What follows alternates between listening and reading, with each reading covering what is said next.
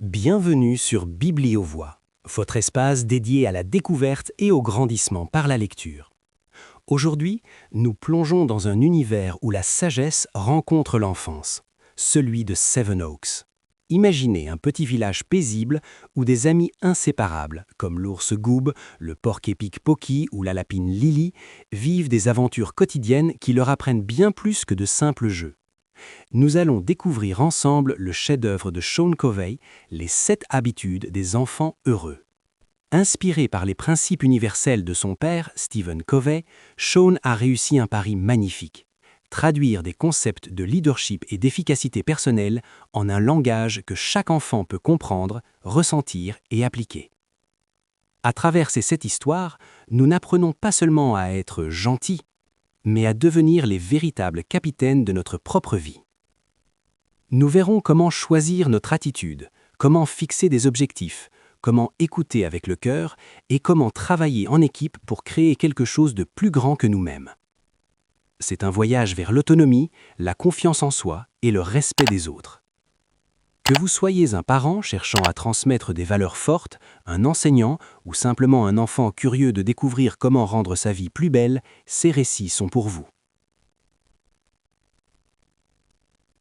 Alors, installez-vous confortablement, fermez les yeux ou laissez-vous porter par les images et laissez la magie de Sevenoaks opérer.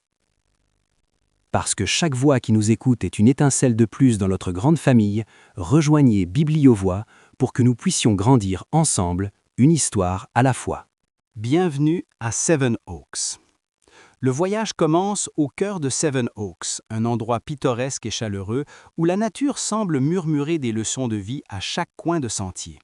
Cette introduction ne se contente pas de planter le décor, elle nous ouvre les portes d'une communauté vibrante où vivent 7 amis aux personnalités bien distinctes, chacun représentant un trait de caractère auquel chaque enfant, et chaque adulte, peut s'identifier.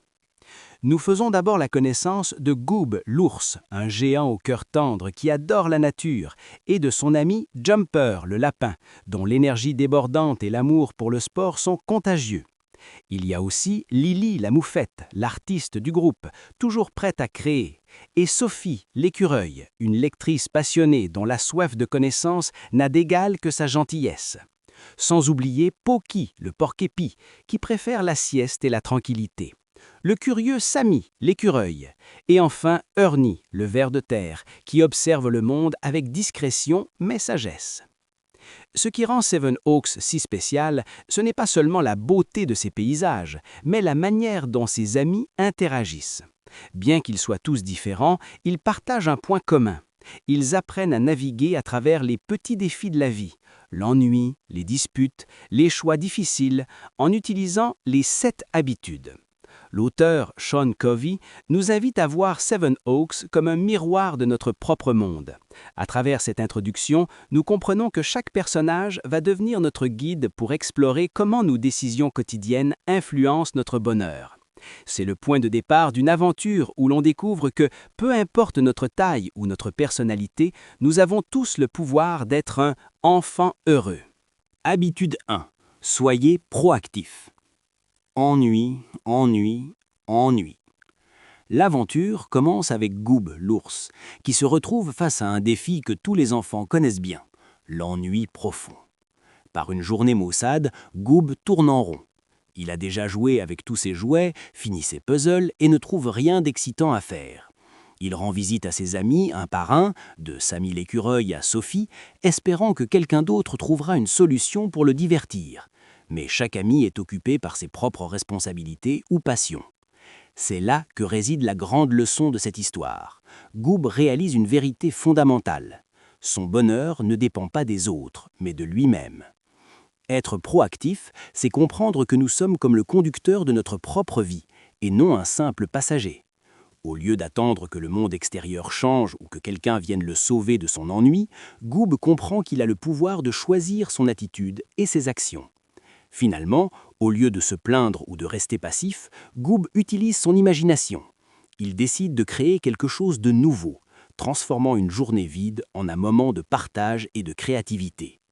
Soyez proactif signifie que nous sommes responsables de notre météo intérieure. Si nous nous sentons tristes, en colère ou ennuyés, nous avons la capacité de faire un choix différent. Comme le dit Sean Covey, nous sommes libres de choisir, et cette liberté commence par arrêter de blâmer les circonstances. En prenant l'initiative, Goob passe d'une attitude réactive, attendre que les choses arrivent, à une attitude proactive, faire en sorte que les choses arrivent. C'est le premier pas indispensable pour devenir un enfant heureux et un leader de sa propre vie. Habitude 2. Sachez dès le départ où vous voulez aller. Une place pour chaque chose. Dans cette deuxième aventure à Seven Oaks, nous retrouvons Sammy l'écureuil, un personnage plein de bonnes intentions mais souvent un peu éparpillé. Sammy a un problème de taille, il perd constamment ses affaires. Qu'il s'agisse de ses outils, de ses jouets ou de ses fournitures scolaires, tout semble disparaître dans le chaos de sa chambre. Lorsqu'il a besoin de quelque chose de précis pour réaliser un projet important, il perd un temps précieux à chercher au lieu de créer. L'habitude 2, sachez dès le départ où vous voulez aller, est une leçon sur la vision et la planification. Il ne s'agit pas seulement de ranger sa chambre, mais de comprendre que pour atteindre un objectif, il faut d'abord avoir un plan. Sammy apprend que s'il veut être un inventeur efficace, il doit organiser son espace de travail avec une intention claire. En décidant qu'il y a une place pour chaque chose, il définit une destination avant même de commencer son voyage.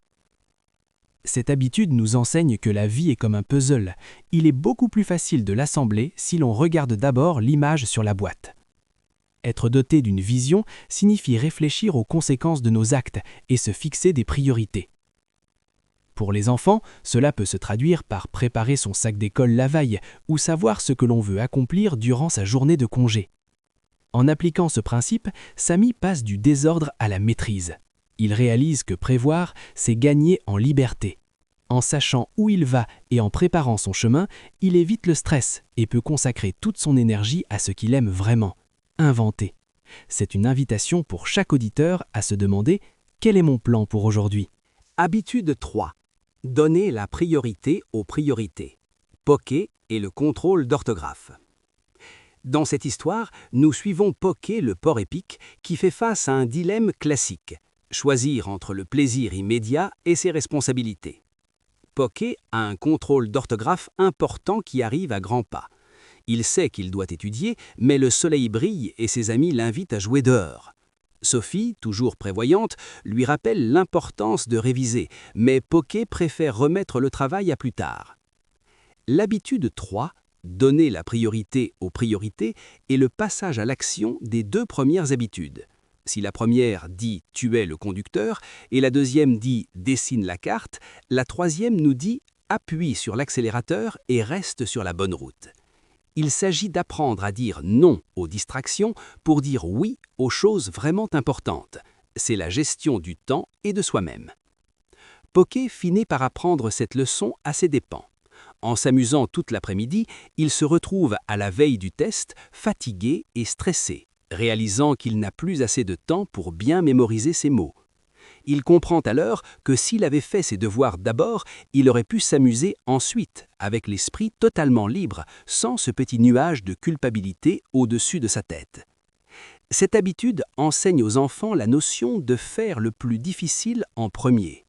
En s'organisant pour accomplir leurs tâches importantes, les grosses pierres, avant de remplir leur temps avec des futilités, le sable, ils découvrent qu'ils ont en fait plus de temps pour jouer.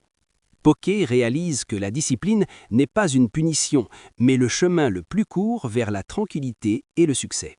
Habitude 4. Penser gagnant-gagnant. Lily et les biscuits pas bons du tout. Dans cette aventure, nous retrouvons Lily la moufette qui déborde d'enthousiasme à l'idée de cuisiner. Elle décide de préparer des biscuits pour ses amis. Mais il y a un petit problème. Lily n'est pas très douée en cuisine et finit par préparer des biscuits qui ont un goût assez spécial, voire carrément mauvais. Le conflit surgit lorsque les autres personnages se retrouvent face à ces biscuits. Doivent-ils mentir pour ne pas la blesser? Elle gagne, ils perdent? Ou lui dire brutalement la vérité? Il gagne, elle perd. L'habitude 4, penser gagnant-gagnant, nous enseigne qu'il existe une troisième voie. Il ne s'agit pas d'être une serpillière qui laisse les autres décider, ni d'être un tyran qui veut toujours avoir raison. Penser gagnant-gagnant, c'est croire qu'il y a assez de succès et de bonheur pour tout le monde. C'est chercher des solutions où chaque personne se sent respectée et satisfaite.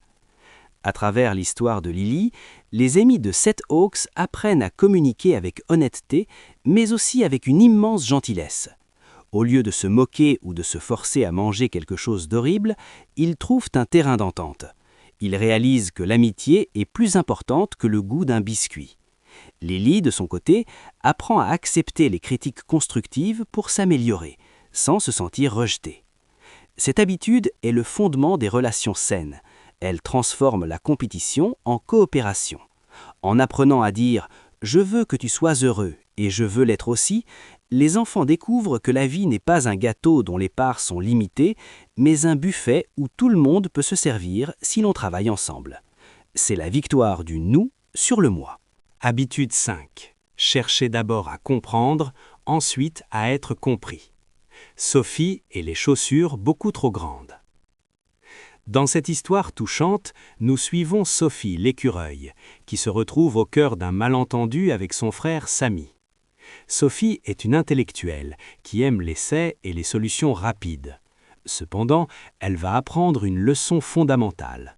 Avant d'essayer de résoudre les problèmes des autres ou de donner son avis, il faut savoir écouter avec plus que ses oreilles. Le titre de l'histoire, « Les chaussures beaucoup trop grandes », est une métaphore parfaite de ce qui se passe quand nous n'écoutons pas vraiment. Imaginez porter des chaussures qui ne sont pas à votre taille. Vous auriez du mal à marcher, peu importe leur beauté.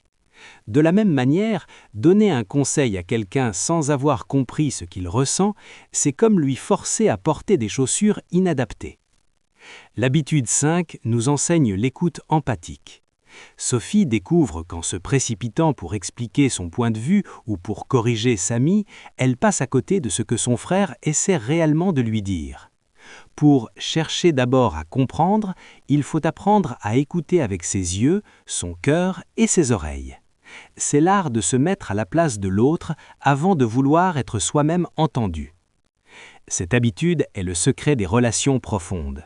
La plupart des gens écoutent avec l'intention de répondre, pas avec l'intention de comprendre. En renversant cette tendance, Sophie parvient à apaiser les tensions et à renforcer son lien avec Samy. Pour les auditeurs de Bibliovoix, ce récit est une invitation à ralentir.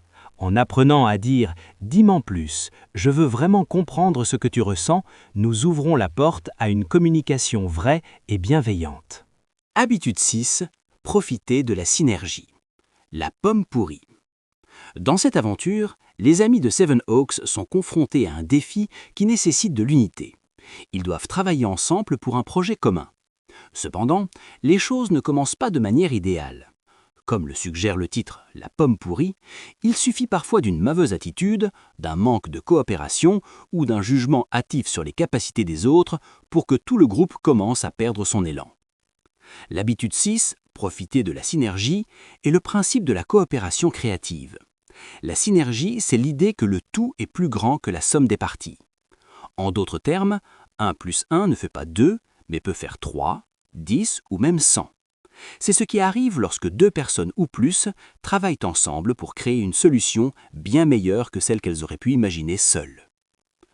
Au fil de l'histoire, les personnages réalisent que leurs différences ne sont pas des obstacles, mais des atouts. L'ours Goob a la force physique, Sophie a l'intelligence stratégique, Lily a la créativité artistique et Jumper a l'énergie. S'ils essaient tous de faire la même chose, ils échouent. Mais lorsqu'ils acceptent de combiner leurs talents uniques, ils parviennent à transformer une situation difficile en un succès éclatant. Pour les auditeurs de Bibliovoix, cette habitude enseigne la tolérance et l'ouverture d'esprit. Apprendre la synergie, c'est apprendre à dire « tu ne penses pas comme moi ? Tant mieux, tu vas m'apprendre quelque chose ». En mettant de côté l'esprit de compétition ou de critique, la pomme pourrie, les enfants découvrent que la diversité est une force et que l'union permet de réaliser des rêves qui semblaient autrefois inaccessibles. Habitude 7. Aiguisez vos facultés. Goob est le kit de collection d'insectes. Dans cette dernière étape de notre voyage à Seven Oaks, nous retrouvons Goob, l'ours, qui est passionné par son nouveau kit de collection d'insectes. Il y consacre tout son temps, toute son énergie et toute son attention.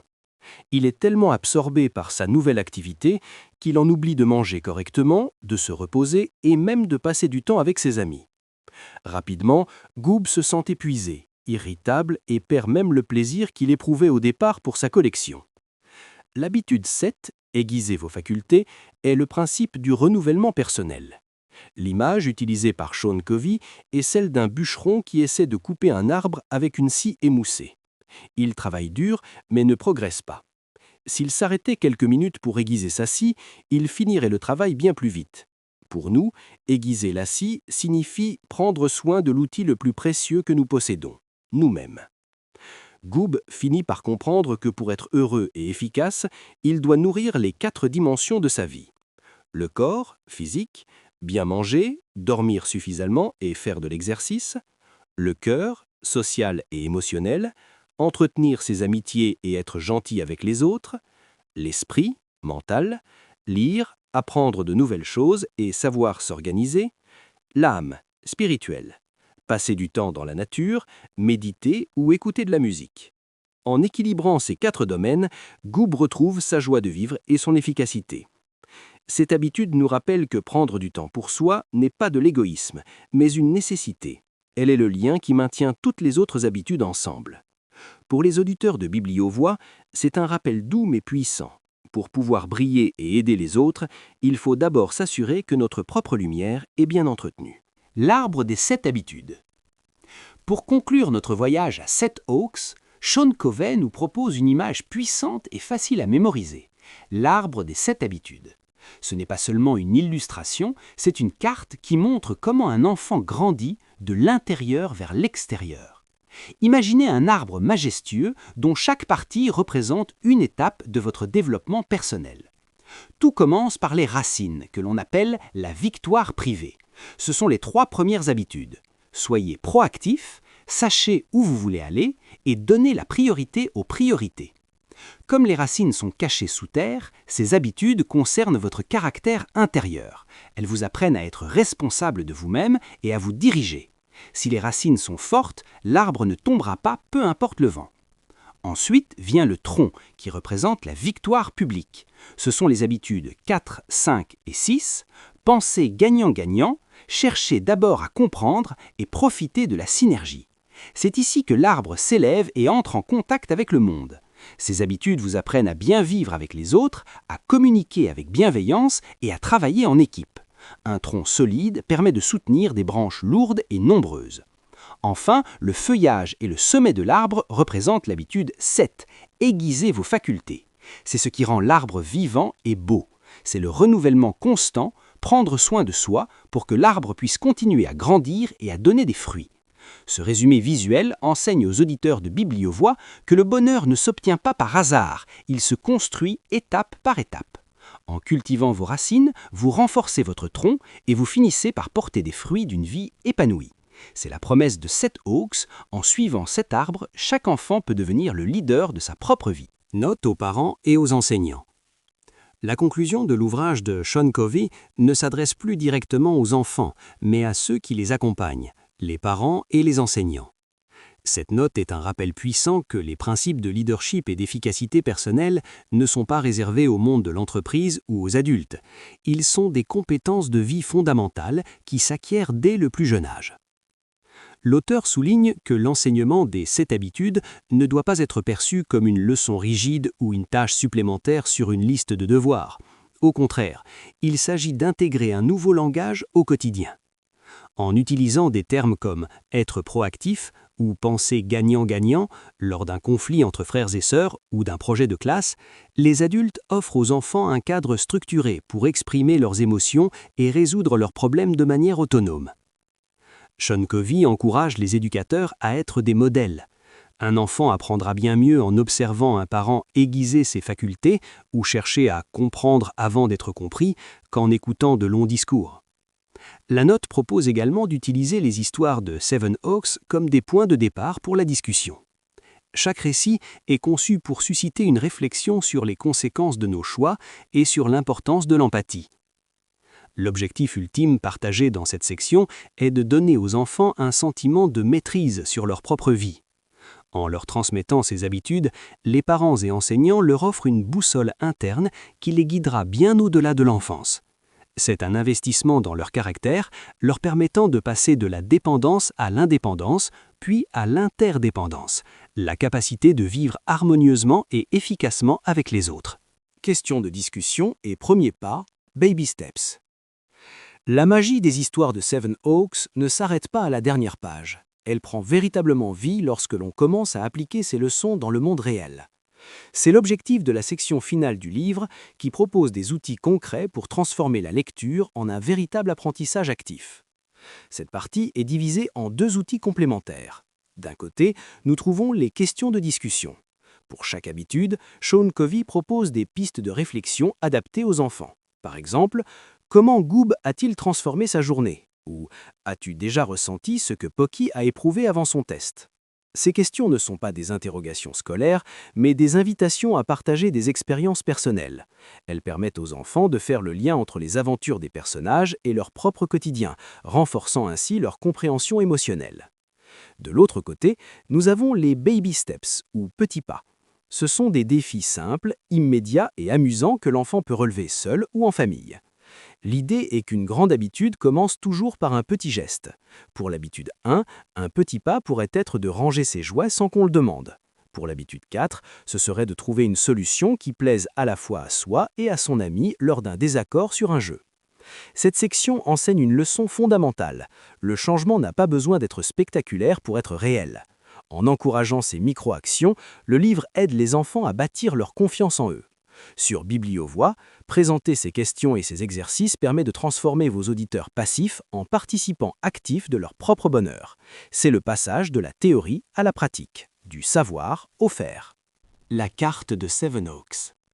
La carte de Seven Oaks n'est pas simplement une illustration à la fin de l'ouvrage, c'est une invitation finale à l'immersion. Pour les enfants, une carte représente la promesse d'une aventure réelle. En parcourant visuellement le village de Seven Oaks, les lecteurs peuvent situer précisément où vivent leurs amis préférés, la maison de Goob, l'étang de Jumper ou encore l'école où Pocky a passé son fameux test d'orthographe. Cette carte remplit une fonction pédagogique cruciale. Elle ancre les concepts abstraits des 7 habitudes dans un espace concret et familier. En visualisant les sentiers qui relient les maisons des personnages, les enfants comprennent que toutes ces leçons sont liées entre elles. Le village devient une métaphore de la vie en communauté. On y voit comment les choix individuels, les maisons privées, finissent par influencer les espaces communs, les parcs et les chemins, illustrant ainsi parfaitement le passage de la victoire privée à la victoire publique. Pour les auditeurs de Bibliovoix, la carte sert de point d'ancrage mémoriel. Elle permet de se remémorer chaque histoire en un coup d'œil. C'est aussi un outil merveilleux pour l'imagination. L'enfant peut s'amuser à deviner quel chemin il emprunterait pour aller rendre visite à Sophie, ou il choisirait de construire sa propre cabane s'il habitait à Seven Oaks. En terminant sur cette image, Sean Covey nous rappelle que le chemin du bonheur est un itinéraire que l'on parcourt chaque jour. La carte est là pour nous dire que même si l'on se perd un peu en chemin, ce qui arrive à tout le monde, les principes des 7 habitudes sont comme des points de repère fixes qui nous aideront toujours à retrouver notre route vers une vie épanouie. Chers auditeurs de Bibliovoix, nous arrivons au terme de notre merveilleux voyage à travers les pages du livre « Les 7 habitudes des enfants heureux » de Sean Covey. Nous avons découvert le village de Seven Oaks et ses adorables habitants, Goob, Lily, Pocky, Sophie et leurs amis, qui nous ont guidés à travers 7 leçons de vie aussi simples que profondes. De l'ennui de Goob, qui nous a appris à être proactifs et à prendre les rênes de notre propre bonheur, au désordre de Sammy, qui nous a montré l'importance de savoir dès le départ où nous voulons aller. Nous avons tremblé avec Pocky face à son contrôle d'orthographe, apprenant à donner la priorité aux priorités, et avons savouré les biscuits spéciaux de Lily pour comprendre le pouvoir du gagnant-gagnant. Sophie nous a invités à chercher d'abord à comprendre, nous rappelant que l'empathie est le plus beau des ponts. Puis, nous avons vu la force de la synergie briller lorsque les amis de Seven Oaks ont transformé une pomme pourrie en une œuvre collective. Enfin, Goob nous a rappelé l'importance vitale d'aiguiser nos facultés, en prenant soin de notre corps, de notre cœur, de notre esprit et de notre âme. Ces 7 habitudes sont comme les branches d'un grand arbre, ou les repères sur une carte. Elles nous offrent les outils pour devenir de véritables leaders de notre propre vie, capables de faire face aux défis avec sagesse, gentillesse et confiance. Ce livre est une véritable pépite, une ressource inestimable pour chaque enfant, chaque parent et chaque éducateur. Parce que chaque histoire partagée est un pas de plus vers un monde plus lumineux, rejoignez notre communauté Bibliovoix pour inspirer et être inspiré. Grandissons ensemble, une lecture à la fois. Je suis émerveillé par la richesse de ce livre et par la manière dont Sean Covey a su rendre des concepts si puissants accessibles à tous. C'est un véritable cadeau pour l'avenir de nos enfants.